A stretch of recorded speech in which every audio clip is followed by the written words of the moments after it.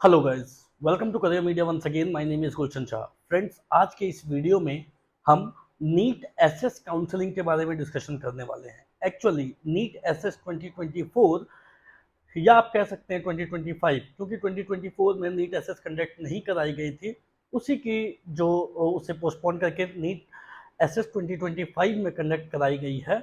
उसकी एग्जाम अब ओवर हो चुकी है। 29 एंड 30 को एग्जाम थी नीट एसएस की।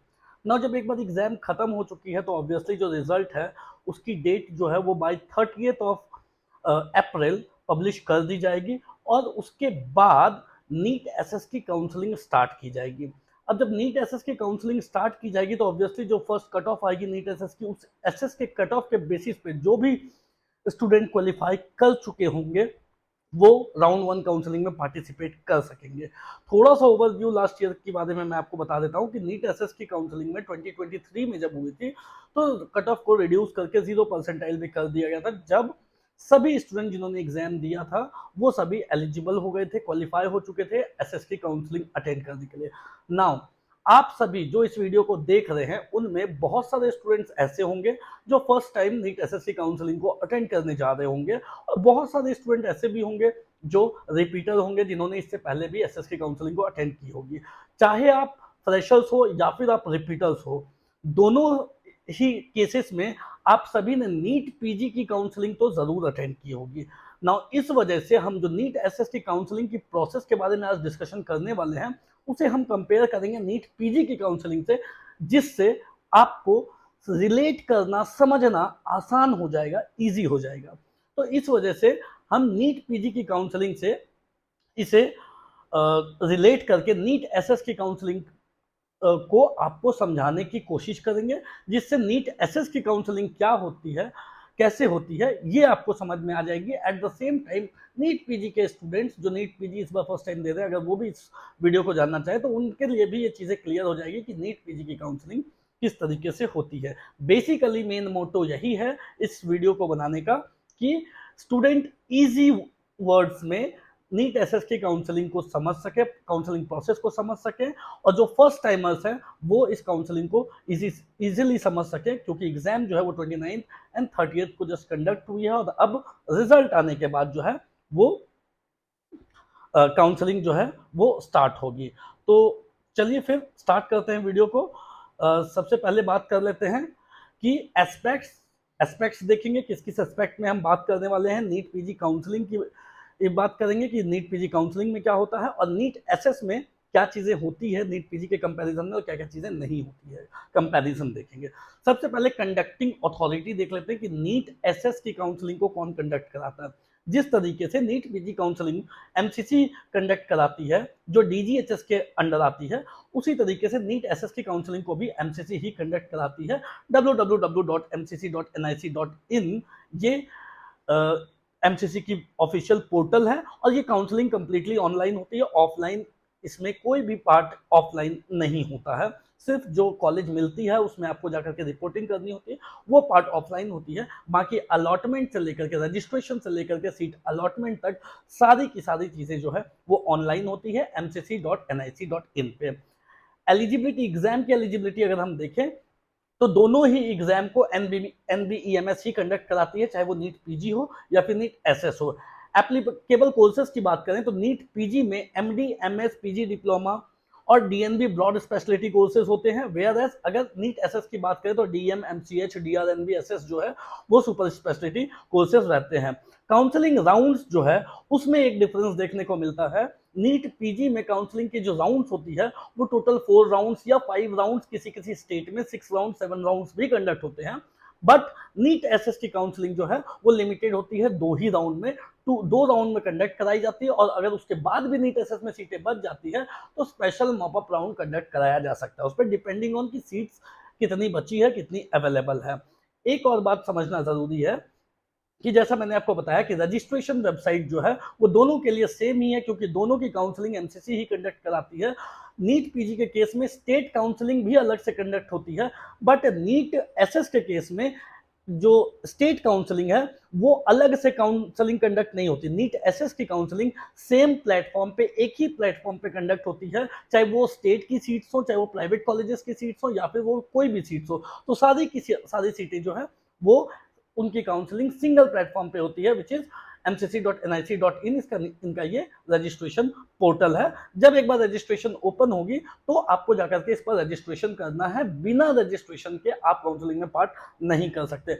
एक क्वेश्चन ये भी उठता है कि आखिर नीट एसएस काउंसलिंग कब तक स्टार्ट होगी।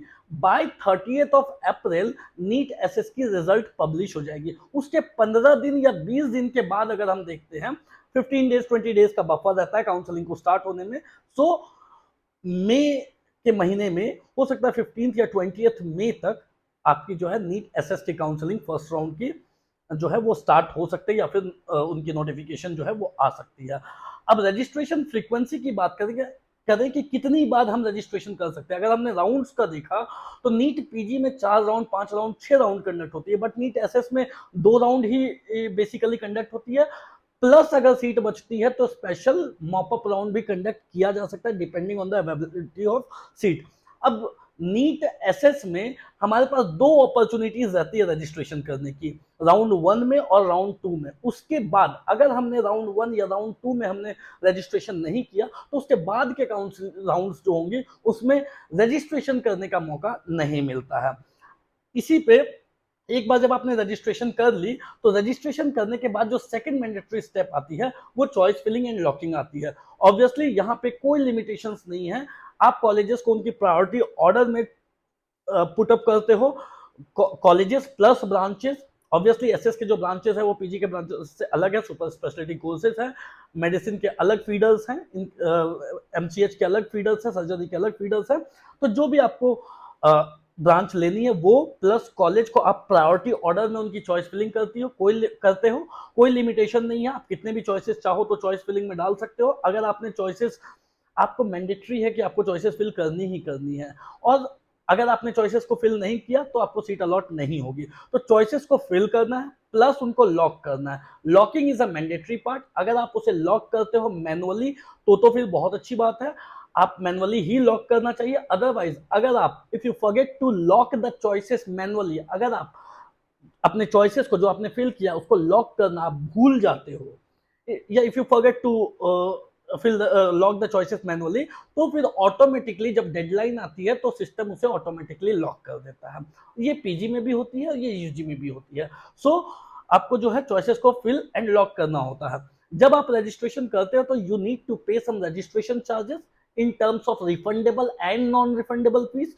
सो पीजी की बात करें तो अलग अलग चार्जेस लगते हैं पीजी में। गवर्नमेंट में क्योंकि रिजर्वेशन पॉलिसीज पीजी में अप्लाई होती है, एक पॉइंट यहाँ पे ये भी है कि पीजी में रिजर्वेशन पॉलिसीज अप्लाई होती है, मतलब एससी एसटी ओबीसी ये कैटेगरी वाइज जो है मेरिट बेसिस पे सीट अलॉट होती है। बट एसएस में कोई रिजर्वेशन नहीं होती है। तो क्योंकि पीजी में रिजर्वेशन पॉलिसीज अप्लाई होती है तो ऑब्वियसली इनकी जो रजिस्ट्रेशन करने की जो फीस है उसमें भी कुछ डिस्काउंट इनको रिजर्वेशन के अकॉर्डिंग कुछ डिस्काउंट रिजर्व कैंडिडेट्स को मिलता है। बट एसएस में क्योंकि रिजर्वेशन पॉलिसीज अप्लाई नहीं होती है तो सभी स्टूडेंट्स को सेम रजिस्ट्रेशन फीस अप्लाई करनी होती है। कितनी? नीट एसएस में जो रिजर्वेशन फीस अप्लाई करनी होती है वो 5000 non refundable fees plus 2 lakh की रिफंडेबल फीस जो है वो अप्लाई करनी होती है, पे करनी होती है। तो टोटल 2,05,000 का पेमेंट आपको नीट एसएस की काउंसलिंग को अप्लाई करने के लिए, अटेंड करने के लिए पे करना होगा, जिसमें 5,000 आपको वापस नहीं मिलती है, that is a non refundable fees. But that 2 lakh rupees which you have paid as a security amount, वो अमाउंट आपको वापस मिल जाती है। टर्म्स एंड कंडीशन अप्लाइड अगर आपको सीट नहीं मिली है तो, या अगर आपको सीट मिली और आपने उस पर एडमिशन ले लिया है तो। अगर आपको सीट मिलती है और आप उस पर एडमिशन नहीं लेते हो तो that security amount which is refundable which is 2 lakh rupees that will not be revert back to you, वो आपको वापस नहीं दी जाएगी। सिमिलरली नीट पीजी की बात करें तो उसमें गवर्नमेंट सीट्स के लिए 500 की 1000 की रजिस्ट्रेशन चार्जेस लगती है, वेयर एज 25,000 की सिक्योरिटी अमाउंट गवर्नमेंट के लिए लगती है for general category, UR category, SC ST OBC के लिए 10,000 के चार्जेस लगते हैं for government seats, where as अगर आप डीम्ड यूनिवर्सिटीज या प्राइवेट के लिए अप्लाई करते हो तो 2 लाख रुपीज का आपको सिक्योरिटी अमाउंट लगता है। आगे बढ़ते हैं। रिफंड पॉलिसी बिल्कुल सेम है, जिस अकाउंट से आप पेमेंट करते हो, अगर आपको सीट नहीं मिलती है तो आपकी जो सिक्योरिटी अमाउंट है, जो रिफंडेबल फीस है, 2 लाख रुपीज जो आपने पे किया वो आपकी सेम अकाउंट में वापस आ जाती है जिस अकाउंट से आपने पेमेंट किया है। उसके बाद डॉक्यूमेंट सबमिशन की बात करें, ऑब्वियसली सेम है। At the time of joining, at the time of reporting, PG में भी जब आप रिपोर्ट करने जाते हो कॉलेज में फिजिकली, तब जाकर के आपको ओरिजिनल डॉक्यूमेंट्स सबमिट करने होते हैं। एसएस में भी जब आप ज्वाइनिंग करने जाते हो फिजिकली ऑफलाइन, तो फिर जाकर के आपको आपके ओरिजिनल डॉक्यूमेंट जो हैं वो आपको सबमिट करने होते हैं। सीट अपग्रेडेशन रूल जो है वो थोड़ी सी डिफरेंस है। पीजी में सीट अपग्रेडेशन, अगर आपको कोई सीट मिलती है उस सीट पर आप एडमिशन लेते हो और आप मच बेटर सीट के लिए जाते हो, बेटर सीट के लिए ट्राई करते हो, तो पीजी में राउंड 1 के साथ राउंड 2 में भी आपको ये फैसिलिटी मिलती है। बट एसएस में राउंड 1 में ही सिर्फ आपको ये फैसिलिटी मिलती है, राउंड 2 से फिर ये सीट अपग्रेडेशन की फैसिलिटी नहीं होती है। ओके, स्ट्रे वैकेंसी राउंड की बात करें, ऑब्वियसली कंडक्टेड बाय एमसीसी के थ्रू ही कंडक्ट कराया जाता है, नीट पीजी की भी। और जो एसएस की बात करें तो स्ट्रे वैकेंसी राउंड करके एसएस में कुछ नहीं होता। जैसा मैंने आपको बताया कि पीजी की काउंसलिंग जो है उसकी राउंड्स जो है वो 4, 5, 6 राउंड्स में भी कंडक्ट होती है, तो 4th राउंड को स्ट्रे वैकेंसी राउंड पीजी में बोला जाता है। और एसएस, नीट एसएस में सिर्फ 3 ही राउंड होती है, तो इसीलिए 4th राउंड क्योंकि उसमें कंडक्ट ही नहीं होती है तो उसमें स्ट्रे वैकेंसी राउंड होती ही नहीं है। सो फर्स्ट राउंड, राउंड 2, और अगर सीट बचती है तो स्पेशल मार्कअप जो होती है वो लास्ट राउंड होती है नीट एसएस की, और ये कंप्लीटली ऑनलाइन होती है। Okay, exit with forfeiture rule एक देख लेते हैं कि एग्जिट विद फॉरफीचर रूल में क्या है। एग्जिट विद फॉरफीचर रूल में है कि allowed in round 1 and round 2 with forfeiture, fee forfeiture. अगर आपको नीट एसएस में कोई सीट मिल जाती है राउंड 1 या राउंड 2 में और आप उस सीट पर एडमिशन नहीं लेते हो, तो आपकी ये रिफंडेबल फीस जो है वो आपको रिफंड नहीं की जाएगी, तब ये फीस आपकी फॉरफिट हो जाएगी। जैसा मैंने आपको बताया कि अगर आपको सीट, 2 तरीके की फीस होती है, एक रिफंडेबल एक non refundable. Non refundable fees 5,000 की होती है, रिफंडेबल फीस 2 लाख की होती है। नॉन रिफंडेबल फीस जो 5,000 है वो तो आपके वापस आने नहीं है। रिफंडेबल फीस जो 2 लाख रुपीस की है वो आपको वापस आती है, but terms and condition apply कि अगर आपको सीट मिली और आपने उस पर एडमिशन नहीं लिया तो फिर वो आपकी फॉरफिट हो जाएगी। बट अगर आपको सीट मिली और आपने उस पर एडमिशन ले लिया तो भी वो 2 लाख रुपीस वापस आ जाएंगे, और अगर आपको सीट मिली ही नहीं तब भी वो 2 लाख रुपीस आपके वापस आ जाएंगे। बट अगर आपको सीट मिली राउंड 1 या राउंड 2 में और आपने उस सीट को छोड़ दिया तो फिर वो 2 लाख रुपीस आपके वापस नहीं आएंगे। So this is the case in NEET SS, और यही चीज जो है वो नीट पीजी में भी है। राउंड 1 हो, राउंड 1 फ्री एग्जिट होती है, राउंड 1 में अगर आपको सीट मिलती है, आप उस सीट को छोड़ देते हो तब भी आपके वो 2 लाख रुपीस वापस आ जाते हैं। बट राउंड 2 से जो है वो फॉरफीचर रूल लग जाती है आप नीट पीजी में। राउंड 2 से आपको, अगर आपको सीट मिलती है, उस सीट पे आप एडमिशन नहीं लेते हो तो वो 2 लाख रुपीस आपको वापस नहीं किए जाते हैं। उसके बाद भी अगर आप फर्दर राउंड में अटेंड करना चाहते हो तो आप 2 लाख रुपये पे करके वापस दोबारा से रजिस्ट्रेशन कर सकते हो। ओके, सो आगे बढ़ते हैं। रिजर्वेशन पॉलिसीज के बारे में मैंने आपको ऑलरेडी समझा दिया है। नीट पीजी में रिजर्वेशन पॉलिसीज होती है, स्टेट कोटा रिजर्वेशन होते हैं plus all India quota reservation होते हैं। यूआर के अलावा एससी, एसटी, ओबीसी की रिजर्वेशन होती है। बट रिजर्वेशन नीट एसएस में कोई रिजर्वेशन नहीं होता है, चाहे आप एससी, एसटी, ओबीसी कोई भी कैटेगरी से बिलोंग करते हो, आप सभी यूआर हो, आप सभी जनरल हो। बॉन्ड, स्टाइपेंड और फीस की इंफॉर्मेशन के बारे में अगर देख लें तो ऑब्वियसली जो बॉन्ड स्टाइपेंड है वो डिपेंड करता है कॉलेज टू कॉलेज, फीस जो है कॉलेज टू कॉलेज डिपेंड करती है, तो वो ऑब्वियसली आपको कॉलेज की वेबसाइट पे चेक करना होगा कि कौन से कोर्स की कितनी फीस है, अगर गवर्नमेंट है तो कितनी, अगर प्राइवेट है तो कितनी है। ऑब्वियसली हम ये सारी इंफॉर्मेशन वीडियो के थ्रू जो है वो आपसे शेयर जरूर करेंगे कि नीट एसएस में क्या बॉन्ड पॉलिसी है, स्टाइपेंड पॉलिसी है, क्या कितनी फीस है, कौन सी ब्रांच की, कौन सी कॉलेजेस में, और वो सारी सर्विसेज भी आप हमसे ले सकते हो करियर मीडिया से, जिसमें कि ये सारी डिटेल्स जो है वो हम आपसे शेयर करते हैं और आपको काउंसलिंग में हेल्प करते हैं। आगे बढ़ते हैं। एनआरआई सीट्स की बात करें, ऑब्वियसली एनआरआई डीम्ड यूनिवर्सिटीज में जो है वो एप्लीकेबल है, चाहे वो नीट एसएस के कॉलेजेस हो या फिर नीट पीजी के कॉलेजेस हो। आर्म्ड फोर्स मेडिकल कॉलेजेस की बात करें तो आर्म फोर्स मेडिकल कॉलेजेस की जो काउंसलिंग है वो नीट पीजी में लास्ट ईयर से 2024 से अब ऑल इंडिया कोटा काउंसलिंग के थ्रू ही होती है।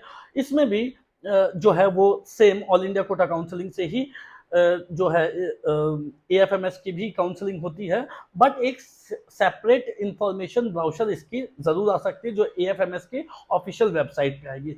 स्टेट कोटा काउंसलिंग के बारे में हमने बात कर लिया। नीट पीजी में स्टेट कोटा काउंसलिंग अलग अलग स्टेट के ऑफिशियल वेबसाइट्स पे होती है, जैसे यूपी की यूपी डीजीएमई पे होती है, कर्नाटका की केईए की वेबसाइट पे होती है, तमिलनाडु की टीएन हेल्थ वेबसाइट पे होती है। बट यहाँ पे नीट एसएस में कोई भी स्टेट कोटा काउंसलिंग अलग से सेपरेटली कंडक्ट नहीं होती है। इसकी काउंसलिंग सिर्फ एक ही पोर्टल पे कंडक्ट होती है, एमसीसी के पोर्टल पे। सिर्फ तमिलनाडु की जो इन सर्विस कैंडिडेट्स की सीट्स होती है उस पे रिजर्वेशन पॉलिसीज भी लागू होती है, और उसकी जो काउंसलिंग होती है वो टीएन हेल्थ जो तमिलनाडु की काउंसलिंग अथॉरिटी है उस पे जाकर के करना होता है फॉर इन सर्विस कैंडिडेट्स।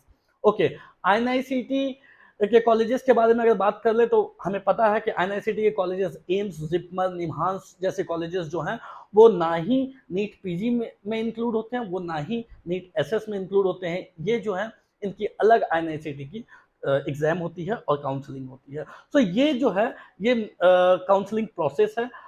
अभी जब आप फर्स्ट टाइम इस काउंसलिंग प्रोसेस को सुन रहे हो, समझ रहे हो, तो ऑब्वियसली आपके मन में कुछ कुछ डाउट्स जरूर रहेंगे। आपके मन में जो भी डाउट्स आता है वो आप हमें कॉल करके पूछ सकते हो। सो बेसिकली जो है ये डिफरेंस है, ये काउंसलिंग प्रोसेस है।